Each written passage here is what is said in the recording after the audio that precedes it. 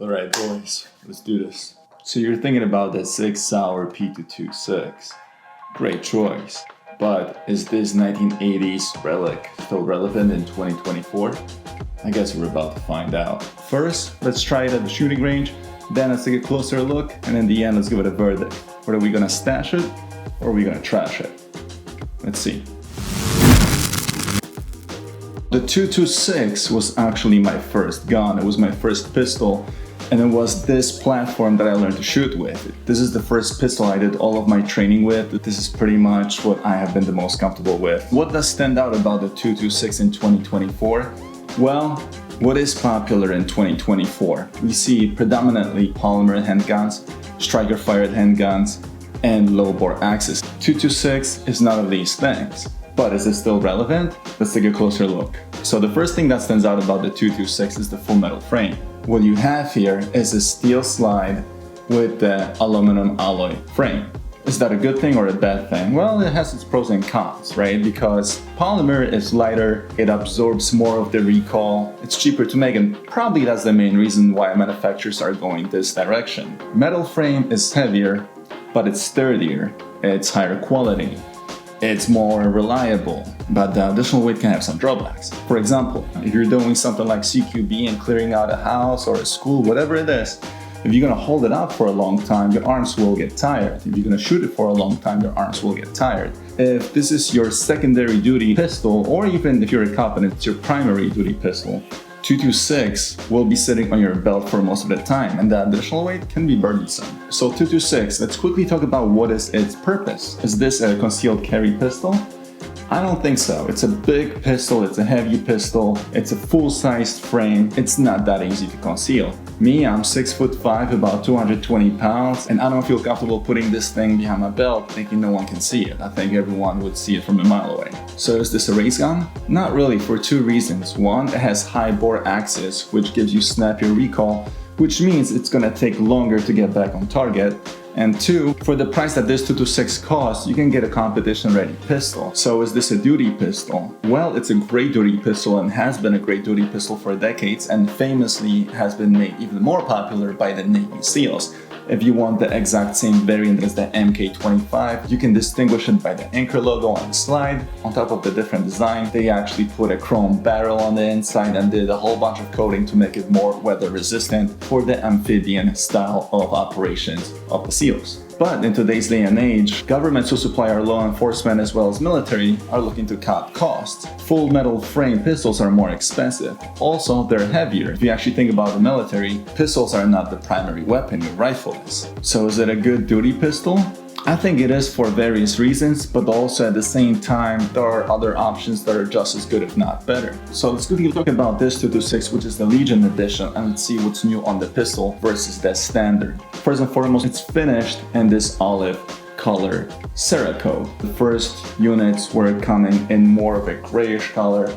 It was actually the PVD coating, and people quickly started complaining that it's getting easily scratched from the holster, and SIG went back to the drawing board, came back with the Cerakote finish instead of the PVD, which seems to be better. The 226 Legion comes with awesome night sights. I mean, this thing has probably one of my favorite night sights on the market. I did throw on a hollow sun on here, but if I didn't, I would feel just as comfortable shooting this thing with these sights. I think SIG makes one of the best sights on the market, period. Another thing that stands out right away about the Legion is the beaver tail. Now, it's not as big as it is on the Elite version, but it's sizable and it kind of makes you think of that 1911 look. And in my opinion, for a military style pistol, it looks really cool. Another thing that's impossible to miss about the Legion P226 or any Legion pistol are the G10 grips with the awesome Legion logo. I mean, just have a look.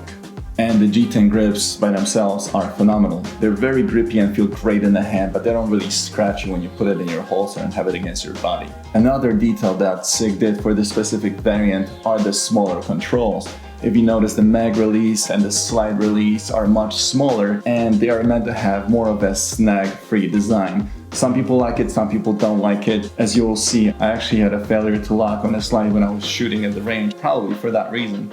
A lot of guys are saying that because the mag release is so small, they can barely press it and barely reach it and release that mag, which is true.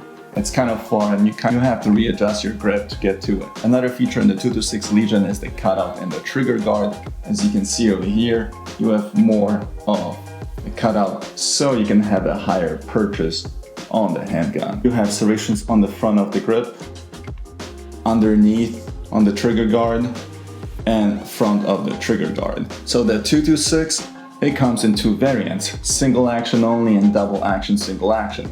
I have the single action double action, and for this pistol it is my preference. The single action variant is made to somewhat mimic the 1911 action. Single action only has the same style manual safety on the thumb, as well as it has a very crisp short trigger. It's a great option if you're somebody that's used to the 1911 action. In the double action, single action variant, if you're carrying one in the pipe, you're just gonna rack the slide and you're gonna drop the hammer safely with the decocker. Now if you want somewhat over single action feel, so you don't have that heavy trigger, you can simply pull back the hammer. It kind of gives you a similar action to doing the manual safety on the side of your pistol. It just requires different training. Or if you're super confident, perhaps you can carry it with the hammer down. I'm actually curious, does anyone do that or no? Or is that too crazy? Let me know. I really like the double action trigger for 3 reasons. 1, dry fire practice. 2, law enforcement. And 3, new gun owners. I like to use Mantis Laser Academy. It's basically you put a laser in the bore, you have a target, your phone monitors the dots where they go from the laser, and it monitors your shooting. Now, if you have a double action pistol, you don't have to rack the slide every single time. You can just keep pulling the trigger and it mimics real world a little bit better. 2, I like double action for law enforcement. A lot of times in tough situations when police officers have to respond with lethal force, they typically don't shoot right away. They aim at hope that you don't do anything stupid and de-escalate the situation. Now, if you have a sub 5-pound trigger, you might accidentally shoot somebody.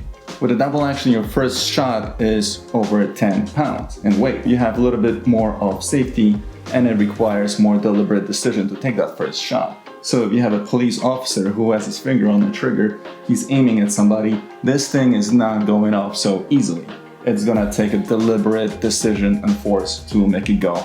Now the third reason why I like double action triggers is for new users. Why? The striker fired pistols are a bit of a mystery to a new guy. It gives a new guy anxiety. Even though you should always assume your pistol is loaded and ready to shoot, when you're a new person and you're just getting used to carrying it, you're probably even scared to carry with one in the chamber. The whole thing is making you nervous, like you want to know what's going on right away. And when it comes to double action pistols, you can see the hammer, you can see what's going on. If it's pulled back, well, this thing is about to shoot. Now, another feature on the 226 that you won't find on many other pistols is the decocker, right? So if you wreck your slide, if you have a loaded firearm, but you don't want to shoot, maybe you just want to put one in the chamber, you pull that bad boy down and it is safe. This thing I think is safer and better for training for new people. They can understand how the action works. They can see exactly what's happening without having to press check. If there's one in the chamber, they can decock it, drop the hammer without any problems, and they're off to their races. Now, what did I do to make this pistol even more awesome and better for me? I threw on this gas pedal from Armory Crafts. It's pretty much mimicking the one from the X5 series. If you don't know, X5 is the competition models of the SIG pistols. Just for visual purposes and because I thought it looked kind of cheap, I replaced the screws on the 226. It came with the regular flat screwdriver type of screws. I thought it was hideous and cheap looking. I put in these hex screws. I also threw on the SCS 320 hollow sound on top, and even though it was designed for the SIG 320, I think it goes really well with the design. I'm a big fan. Another thing I did to this 226 to make it a little bit better is the trigger. The trigger also comes from Armory Crafts. In my opinion, the original trigger was kind of cheap looking and felt cheap, especially for a top of the line pistol that the Legion is supposed to be. It looked cheap and it had too much slack. So I replaced it with this Armory Crafts trigger that pretty much with 2 screws takes away all of the slack in the trigger, so this thing is ready to go. So what do I think P226 is a great pistol for? Well, 1, I think it's a fantastic beginner's pistol. I think if you want to learn how to shoot and you want to feel safe, this is one of the best options out there. 2, if you're someone who likes to do target shooting, this is probably one of the most precise pistols on the market, period. I believe this is a great home defense weapon. Why? Because the issues that I mentioned before, the heavier weight, the larger size, the slightly snappier recoil, are not really the most important factors when it comes to your home defense. It's an awesome historic piece with tons of history, proven track record, great quality, great reliability. It looks absolutely badass. I'm a big fan, and it's definitely going on my wall and in my stash. What do you think?